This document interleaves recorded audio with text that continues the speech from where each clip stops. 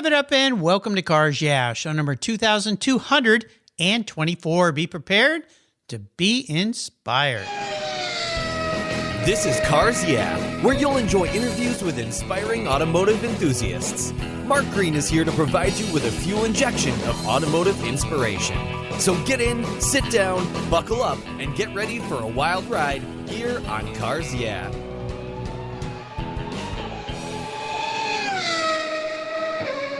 Hello, inspiring automotive enthusiasts, and welcome to Cars Yeah. Today I'm in Daytona Beach, Florida. What is that name I recommend to you? Racing, of course. I'm with a very special guest by the name of Gene Crouch. Gene, welcome to Cars Yeah. Do you have any gear, and are you ready to release the clutch? I'm all gas and no brakes. Let's go. Now, what I should say, are you ready to twist the wrist? Do you have your helmet and boots on? Because we're going to be talking about motorcycles today. You know, even though it's Cars Yeah, if it rolls on rubber, we love it here. So what's one little thing that people don't know about Gene Crouch? So, one little thing that people don't know about me. In this industry, I am the Chief Operating Officer of AMA Pro Racing. Not many people in the industry know that I started my career on two wheels, but without a motor. I was a BMX racer and then turned to BMX dirt and street through high school and into my college years. So that is a little known fact about me within the industry here. Well, you're a bit younger than I am, but when I was a kid, we were kind of at the age where we were taking Schwinn Stingrays and making them into BMX bikes before you could really buy one, you know, by changing up the seats. We got rid of the banana seats and put on the smaller seats. And my dad had some pegs manufactured so I could stand on the back of the bike and so forth. So I always think back and go, that became such an industry. If I had had the wherewithal, I should have started making BMX bikes and you selling were a pioneer. I guess. Well, me and a lot of other people, of course. But yeah, it was kind of the same with, I grew up surfing and I had what was called a belly board, which was a small surfboard made out of fiberglass. And then this little thing called boogie boards came along, made out of foam that there again, I missed another opportunity. Story of my life, it seems like. But I love that. I have some cool pictures that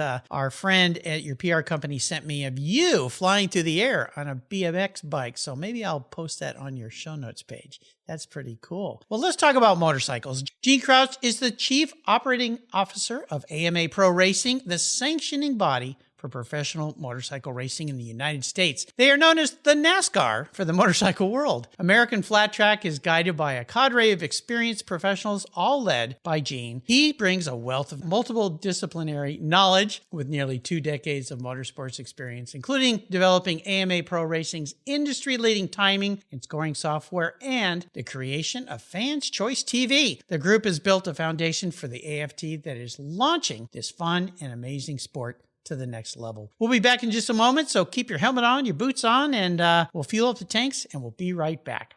Autumn has arrived, the weather's changing, and that means your vehicles need extra protection against everything Mother Nature can drop. Covercraft offers you a multitude of layers of protection for your special rides. Are you putting your summer toys away? Watercraft, RV, motorcycles, trailers, or even your patio furniture? Covercraft has a custom fit cover for whatever your need. Covercraft offers you 10 different car cover options. That's right, 10 for your special vehicle's protection, whether stored inside or out. All carefully crafted into the form and fit with the quality and attention to detail that's been their standard since 1965. And don't forget their custom fit seat covers, pet pad. Fido's going to get wet and muddy, I guarantee it. Dash mats, sunscreens, and custom fit floor mats and trunk mats. Whatever the surface you want to protect, Covercraft has your solution. If you use the code YEAH21 at covercraft.com, you'll get 10% off your Covercraft order. That's right, 10% off. Simply use the code YEAH21 at checkout. Come on, Mother Nature, bring it on. Covercraft, protecting the things that move you.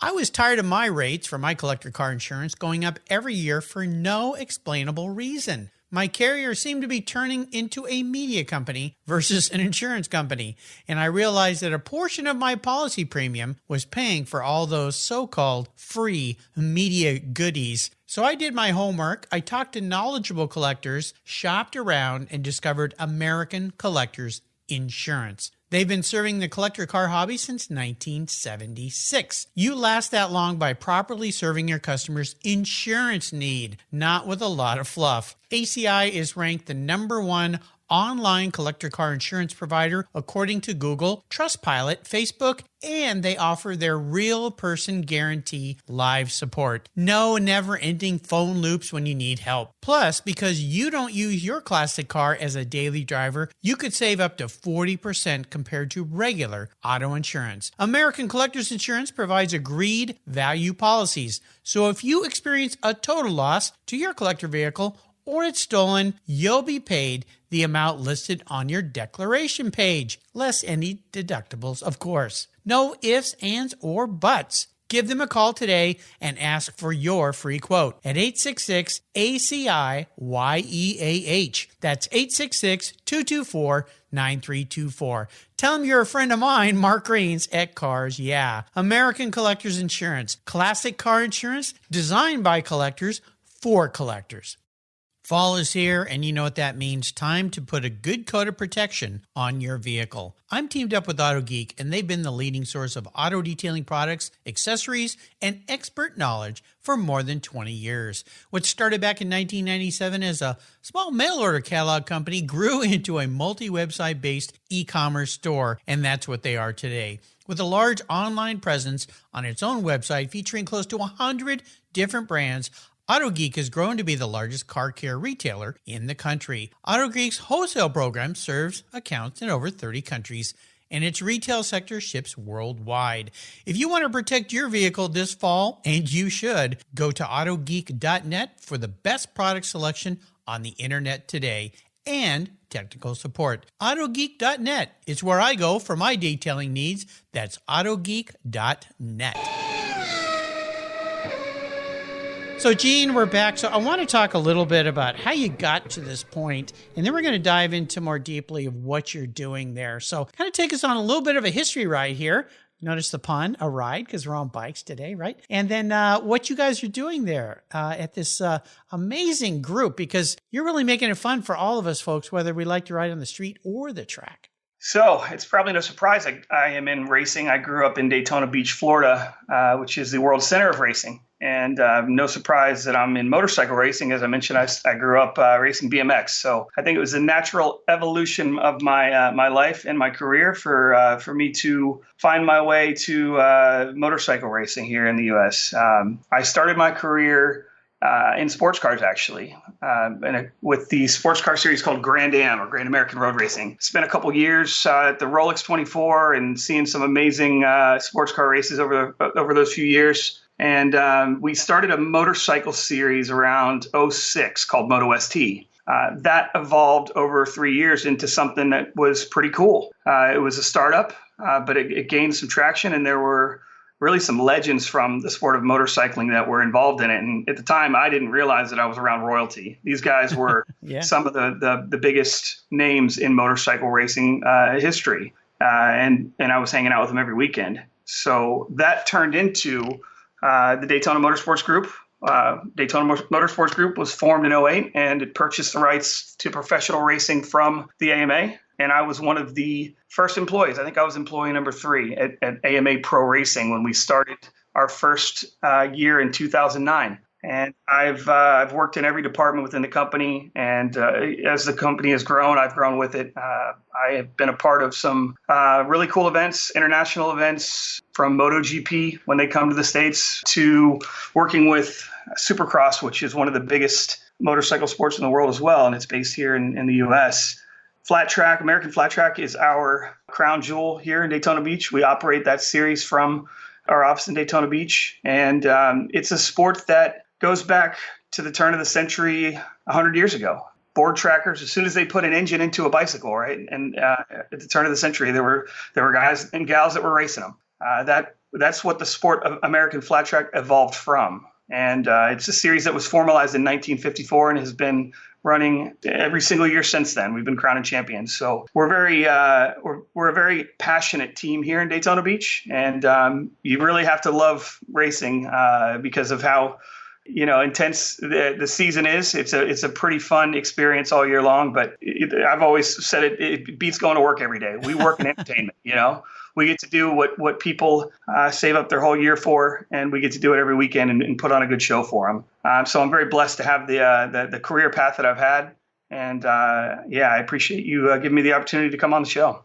Well, this is fun. I love motorcycles, rode motorcycles as a kid, did a lot of off-road riding back in junior high and high school. We go down camping in Mexico, ride up and down the beach and the sand dunes and all that stuff. And, my mom never wanted me to ride on the streets back then, which, most moms don't. So I did a lot of dirt stuff, which was so much fun.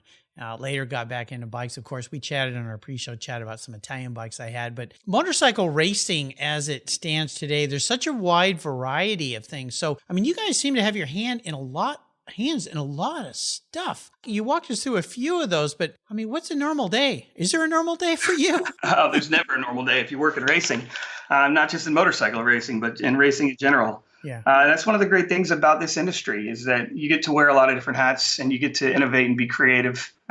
You're blazing a trail in a lot of ways because the sport evolves over time. Cars get faster, bikes get faster, new technology comes out. There's always something to learn. And that's one of the really, one of the best parts of working in the motorsports industry. One of the things that I really enjoy is the opportunity to learn and grow.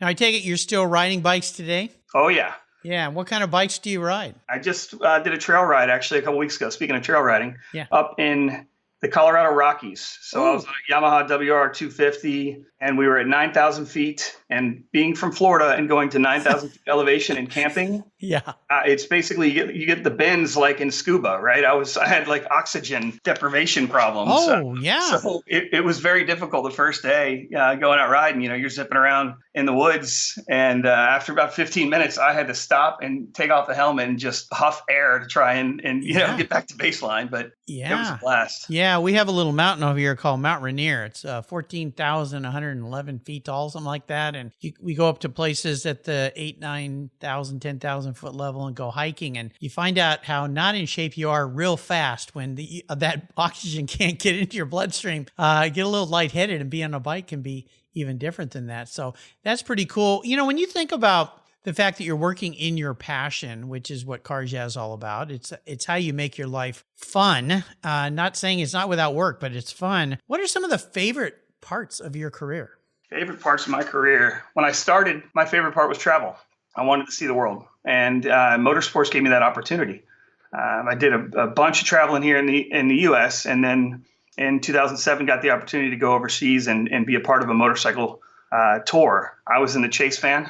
I was the Sherpa that carried the bags, but it was just an awesome experience to be able to see different parts of the world. I've been to Dubai. I did a 24 hours of Dubai race for a charity a couple of years ago. So there's so many really cool experiences that I've been able to be a part of, and the travel was really what hooked me in initially. When you get to travel a lot, and I used to travel a lot abroad for my business, I'd go on 10-day trips all over Europe and Asia. One of the things that I found out, and I wanted to ask if you've discovered this too, is how vehicles bring all cultures and people together. You go into a new place and it's like they're different, they eat different, they act different, there's a different vibe. But when you interject bikes and cars into that environment, all of a sudden you have a best friend, somebody you never knew before, right? Oh, yeah. If you're a gearhead, you're a gearhead. It doesn't matter where you're from. Yeah. Have you ever done the Goodwood Festival of Speed? You ever been over there? Oh, no. That's on my bucket list. And it's funny you mentioned that because this morning I had two guests call in for shows from England, and those shows came up. That's one of my bucket list shows I want to go to. It was incredible. We were a part of it a few years ago, and we were able to bring over some of our stars and ride. They rode their race bikes up the hill. It was amazing. People dressing up in the cars. And you're right, it brings people from all around the world together. So that's one of the fun things about this. I like to talk about what I call our driving inspirations, people who've been mentors, inspiring to you. You mentioned being around the stars of motorcycle racing, and at the time, not even realizing the royalty, we'll use that word, that you were around. Have there been, or is there a person in your life that's been a huge inspiration for you? Well, out of the stars of motorcycling, I would say that my time spent in my early career with Gary Nixon, who is a legend within the motorcycle industry, was pretty cool. And I didn't realize how legendary he was at the time. I was young. I was 25 or something like that, and he was a very cool guy with a great personality. And so seeing somebody that was so happy with life and able to just find fun in everything they did, it was certainly inspiring. And that really is how the motorcycle racing industry is. It's entertainment. A lot of times working in motorsports, we think that we work in racing. We work in entertainment. And so being around all of these legends of within the sport, it's great to see how much fun they have every weekend and how that brings joy to people's lives. Tell our listeners who may not know a lot about Gary. We lost him back in 2011, I believe it was, who he was and why he was so special. Well, he was a rare talent in the early days of our sport, of American flat track. Gary Nixon hopped on a Triumph and was winning everything, but he did it with a smile on his face. I mean, there's pictures of him with an open face helmet, his tongue sticking out, and he's sliding a motorcycle around the turns. I don't think that would fly today. We can't do open face helmets in racing anymore. But back then, man, he was the man. Yeah, really special for you or for those of you listening that don't know a lot about him. Just Google his name. There are tons of things. There's some great YouTube interviews with him. You can get a sense of his flair and who he was. But definitely a standout in the sport that made it so special for everybody. We're going to take a short break. We come back. I want to talk a little bit about a challenge you faced in your career or your life and how you overcame that. More importantly, what it taught you. So again, keep the helmet on, the boots, and the gloves, and we'll be right back. You've heard me talk about Linkage Magazine here on Cars Yeah for a couple of years now. Well, they're growing. And in 2023, they're going to grow from 4 issues a year to 6. And there's an opportunity here for you to take advantage of this growth. If you go to linkagemag.com and click on the Renew button, if you already subscribe, you can get a great deal. Use the code RENEW6 for 1 year, and you'll get 6 issues for the price of 4, or type in Renew 12 for 2 years, where you also have a great savings. Plus, they'll even throw in a free Linkage hat. How cool is that? The publisher of Linkage is Donald Osborne. He's been a guest multiple times here on Cars Yeah. He's become a good friend of mine, and I'll tell you, Linkage Magazine is one of those newer magazines that you're going to want to get. It's all about experiences, opinions, and values. It's a wonderful publication, something I look forward to getting. And now that I'm going to be getting 6 a year, even more special. So go to linkagemag.com. Again, use the code RENEW6 or RENEW12 to get that special deal. Do it before December 31st, 2022, so that in 2023, you'll get 6 issues of Linkage Magazine instead of 4. If you're listening to this program, there's a pretty good chance you believe what I believe, that the collector vehicles we love are more than just a means of getting from one place to the other. They're a part of our culture, our identity, and as a people, they bring us together at vintage races, classic car auctions, and 1,000-mile rallies. That's why I support the RPM Foundation, which exists to ensure that the critical skills necessary to preserve and restore these important vehicles aren't lost to time. RPM stands for Restoration, Preservation, and Mentorship, and their goal is to inspire the next generation of vehicle restoration professionals through its outreach programs. And they include Shop Hop, Off to the Races, the RPM Future Class, and many others. These programs engage talented young people across the country and connect them with mentors and a variety of opportunities in the industry. For more information on how the RPM Foundation is driving the future of collector vehicles skilled trade, visit rpm.foundation today. So let's talk about this big challenge question. I like asking this not to bring up a big pain in the rear in your past, but more about what did this particular situation teach you? So now you can look back and go, I'm kind of glad I went through that. Well, for me, that would be 2010. I had been assigned a new department within a company called Timing and Scoring. And for those that don't know, timing and scoring is the lap times and the positions and the race results and the point standings and all of the data that comes out of a motorsports event. There's a lot of data and there's a lot of pieces to that puzzle. And I spent the off season figuring it all out. And I thought I had it all sorted. I thought we were going to go into Daytona at Bike Week and it was just going to be a walk in the park. The first session goes out, motorcycles are out there on the racetrack, and we were sanctioning road racing at the time. So this was a practice for the Daytona 200, big international, very important event, really what the motorcycle industry looks to as the kickoff of the motorcycle racing season. And the session ends, bikes come in. I think we're good to go. Let's go ahead and print the results. Well, the results wouldn't print. And next thing you know, there's journalists that are posting about how timing and scoring fails again. Oh, And no. what we came to find was the problem was that the printer was out of paper. Oh, no, that was it? Tech area. That was it. Oh, my God. So what I learned from that is you have to make sure that you check every single part of the pipeline from top to bottom, and that your process has to be robust enough to think of even things like having paper in the printer.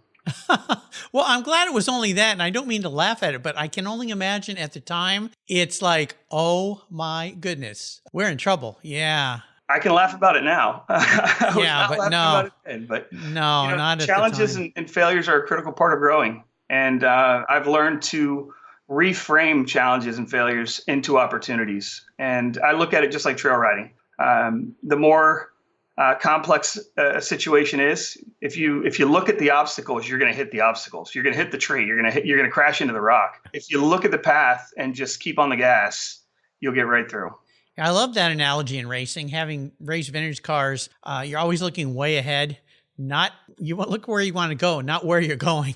So that's right. Don't look at the tire wall. No, sometimes, yeah, it's, I remember my dad taught me that because riding my first bicycle 2-wheeler down the street and running right into the mailbox pole and crashing. It's because you looked right at it. Don't hit it. Don't hit it. Well, you hit it, right? That's right. That's the way. So when you look ahead at your career and what you're doing these days, you're having so much fun, but do you have a bucket list item out there that you're looking ahead? We're up against the new year. The New Year's resolution time is almost here. What I'd like to accomplish in my career is improving the financial situation for the guys and gals that are riding the motorcycles in our races. They're modern day gladiators. They really are. They go out there and they put on incredible races, and it's entertainment for us. What we need to do is stay laser focused on growing our fan base and raising the profile of our athletes so that we can turn them into household names like a NASCAR driver. And that way, what they do and has always been their dream will be something that they'll be remembered for. How do you do that? Got to grow the fan base. So we're laser focused on that and focusing on ways that we can introduce new fans to the sport, whether it's through new media technologies like live streaming or social media, or bringing the sport to new markets. This year, we're focused on bringing American flat track to some markets that we haven't been to in a while. We went back to the Pacific Northwest last year. We went to Castle Rock Race Park, not too far from you, and we had an incredible weekend. We had 4,000, 5,000 people there, and the energy was just amazing. And what we're working on now is bringing the sport back to some other markets that we haven't been to in a while. Arizona, LA, and we're working on getting closer to the Manhattan Metro. So yeah, we're very excited about the direction that we are taking the sport. And we know that getting more fans out to the racetrack, once they see one of our races, they'll fall in love with it. And then that's how they'll connect with our athletes. You hit on something right, because I'll talk cars with my wife and she's always supported me, but her eyes roll back in her head like, Jan, not interested. And I took her to a race in Del Mar. It was Can-Am light type cars. Serious race cars. And she went with me kind of reluctant and fell in love with it. She's like, well, this is nothing like watching on TV. This is incredible. And then taking her to a drag race. Well, they just go in a straight line. How boring is that? Oh my goodness. That thing fires up and so you're hitting on something important. If you can get people out, and here's a nice venue through podcasts to tell people, hey, you should give this a look. Just go try it. Go to a sanctioned event. See it, experience it. The great thing about these events too is many of them allow you to get up and close and personal with the riders, walk through the pits, see the riders and so forth. You become a part of that and you see the personality, and that might be a way to do it. The other one was this Formula One TV series they did recently. And my daughter was another one, not interested in racing. She's an F1 fan now. Oh yeah. It's because they focused on the people, not the cars. I think Drive to Survive, that F1 show, I think it changed the way that we all look at exposure within the motorsports industry. We're so focused, as I mentioned earlier, sometimes we're so focused on the racing, right? We're so focused on getting to the checkered flag. Right. But really, it's people connect with people. And so right. we need to tell the story of the incredible personalities that exist within our sport. And that's what will resonate with America. Is there a Drive to Survive for the motorcycle world? Has that been done? We're working on one right now. We're in discussions with NASCAR studios, and we're trying to explore what we can do. So we are working on a project right now that will hopefully take off, and maybe I can come back on the show when it's Slide to Survive, and all of our guys and gals are household names. But yeah, hopefully we can make that happen. We're working very hard towards that. That would be invaluable. And when you think about MotoGP, especially Top Elite one or Isle of Man stuff, we watch that and it seems impossible. It's like watching rally racers go through the forest. How are they doing that? But when you can bring the personality into it, the guy gets off the bike, the girl gets off the bike, and you see their face. All of a sudden, there's a person there versus this object that's almost, I watch MotoGP and my heart starts going through my chest. It's like scary stuff, And in our world, we have real raw personalities. We have authentic personalities. In a lot of forms of motorsport, they have been media trained, right? There hasn't been much media training in our side of the world. And that's not necessarily a bad thing, because they allow their personalities to come out. And we have some really incredible stories. We have a husband and wife that race together. And the wife sometimes wins. We have a family affair. We have brothers that race on the track at the same time. We have a really diverse set of athletes that compete in our sport, and they come from all walks of life. So that's why we're pretty confident that if we can just tell that story, expose those athletes to America, that we know it'll resonate. Oh, it will. Absolutely. You're onto a great target there. So let's talk about a special vehicle in your life. I'm guessing it may be a motorcycle, but it doesn't have to be. It could be a car, truck, whatever. What is that special vehicle in your life, and share a story about it? So I'll tell one of the car stories. I got an RX-8 when I was just about to graduate from college. I'd never driven a stick before. I had driven a Jeep that was a stick, but never a sports car that was a stick. So I buy the car. I'm in DeLand, Florida. I buy the car and I drive back to Gainesville. Having never really driven a stick before, I'm surprised I made it. So fast forward 5 years, I've driven a stick for 5 years now. I decided I'm going to get the new RX-8. That's the R3 edition, which was at the time, I think SCCA had a class for it. And so I buy that car. I'm all excited. And it rained. It was a year that it was raining really bad here in Daytona. And I took the car and I decided I was going to go over to the gym at the Speedway, at Daytona International Speedway. That's one of the benefits of working here. Is there's a little gym in there. So I head over that way. Well, there was so much rain, I hydrolocked the engine. I had 380 miles on it. Oh, no. Oh, no. So blew the apex seals and had to have quite an expensive rebuild. I think it was like 10 grand. For a car that I had for, 3 days. Ouch. So yeah, I've had some interesting experiences in my RX-8s. I really like that car. You weren't supposed to share a sad story. You're supposed to share a good story. That's a memorable one. Well, yeah. It only takes one or two of those to go, oh, geez. I'll never drive through a puddle like that again. I'll tell you that much. No, people don't realize, and even in big trucks and stuff, 4x4s, stay out of the water. They're not made for water. Just go to what Ian just did. I forget the count of how many hundreds of thousands of cars that hurricane destroyed in Florida. I mean, it's just absolutely mind-boggling. Oh, yeah. We were impacted much more heavily than we expected. We actually had two of our employees that had quite a significant amount of flooding in their houses and their homes. Oh, yeah, that's horrible. So that was an eye-opener for us. But Florida is a state that's kind of used to hurricanes. We bounce back, and we will rebuild. You too. You're a vibrant state. I love Floridians. I've had a lot of people live here in the Pacific Northwest who've recently moved to Florida, and some friends down in California as well. So you guys are having a bit of an influx of people going there to live in that great state. So let's talk about a little bit of car psychology for you today. If you were reincarnated or re-bikeinated, if there's such a word, if you were manifest as a vehicle, not what you want to be, but how you perceive yourself, what would you be and why? I perceive myself as a Harley-Davidson XR750, which has been described as the most successful race bike of all time. Not that I'm that, but we should all aim for that kind of legacy. Why is that? Man, the Harley XR750, great performance, no brakes, timeless style, and maybe just a little high maintenance. Okay, fair enough. I like it. Great bike, by the way. Yeah, absolutely. Yeah, it's one of those bikes to me that the Harley-Davidson brand, the image that most people have, that bike goes somewhere else. Oh, yeah. Yeah. And I think it's 583 wins and 29 championships. So, it's unmatched. Right. Yeah, it's astounding. Now, we love books here. Is there a great book you'd like to share? Zen and the Art of Motorcycle Maintenance. Why am I not surprised? Well, it's so cool how the author weaves a great story with so many thought-provoking lines. It turns reading from being a passive experience into a really active, introspective experience. So that's an amazing piece of work.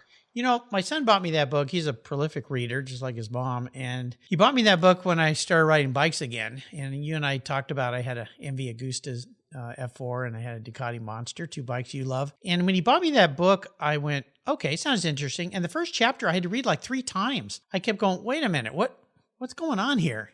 Yeah, very philosophical in nature, Absolutely. Right? Very Zen. Zen, yeah. It really, I almost gave up and said, this book's weird. And he said, Dad, keep going. Yeah, you got to push through the first part. Yeah. It's kind of unique, but I love it. So let's go on the ultimate ride or drive. I'm going to enable you to jump onto anything or into any car. I'm going to buy it for you. You can take it anywhere, and you can go with anybody, even somebody from the past, which opens up a wide world of opportunities. What does the ultimate ride or drive look like for you? I gotta say, I'm a bit of a space geek. I like to look through telescopes and study the stars. So I would say that 2010 Tesla Roadster that Elon Musk shot out of a rocket a few years ago. Yep, they're floating around with Starman. Yeah, is that the Starman? Okay, yeah, that's kind of cool. Well, when he did that, I just went, I love that guy. I mean, love him or hate him, he's certainly controversial, but I just, to me, my hat's off to him and the way he thinks so far outside of everything. And the fact that vehicle, with whomever's sitting in there, some said it's David Bowie, but I think that's not true, but it's kind of fun to think about. Floating out there, and at some point, there must be some extraterrestrial, some being or something that is cruising out there in the space and goes, what the heck was that? And then trying to communicate with them and then listening to the music and going, okay, I don't know where you came from, but it's a crazy place. Yeah, I don't know if Starman's going to have very much conversation, but it'd be a hell of a view to be up there. Absolutely. There is a unique answer to that question. Never heard that one before. So thank you, Gene. That was fun. So you've taken us on a fun ride today. This has been great getting to know you better. I wonder if you could leave us with some words of inspiration, wisdom, or some parting thoughts, some mantra, success quote. So I have a Latin phrase that it's a bit of a mantra for me. The phrase is ad astra per aspera, which means to the stars through difficulties. And I like to reflect on that statement from time to time if I'm, feel like I'm up against an obstacle, and remember that really to achieve greatness, you got to face your fears, overcome your doubts, summon your strength, and rise to the occasion. I love that. You brought back a memory. I had to take Latin in junior high. I could never figure out why are they making me do this. I live an hour from the border. I should be taking Spanish. But for some reason, I ended up in that class. And every day the teacher would put a saying that she would pick on somebody random and we'd have to translate it. Of course, everybody had their head down. They didn't want to be picked because it was just, so far out there. But that one I remember because my dad had told me that saying. And she picked on me, and it was like almost the stars aligned, I had to use a pun for that saying. So I love that one. That one is absolutely fantastic. How can people learn more about AMA Pro Racing? AMA Pro Racing, we have a website. It's amaproracing.com, and our series are linked there. And check out American Flat Track. We've got an 18-round championship that kicks off at Bike Week in Daytona, March of 2023, and tours the country for several months, wrapping up on Labor Day weekend with a doubleheader at the Springfield Mile. So come check it out. I would encourage you listeners, if you've never been to a bike race, just give it a try. You will probably get hooked because it is so amazing, so much fun. And it brings a different element to the whole experience that you've never experienced by just watching on TV or even watching on YouTube, these little blips that we all get to see. So check them out, amaproracing.com. You're going to have some fun. I want to do a shout out to our mutual friend, Robert Knoll, there at Driven 360 for bringing us together. Robert's brought some great guests to the show. So Robert, thank you very much. Gene, thanks for being so generous today with your time and your expertise and taking me for a little ride. This has been fun. Until you and I talk again, I'll see you down the road. Thank you very much, Mark. You're welcome. Thank you so much for joining us on today's ride here at Cars Yeah. Drive on over to carsyeah.com to find show notes and inspiring automotive fun.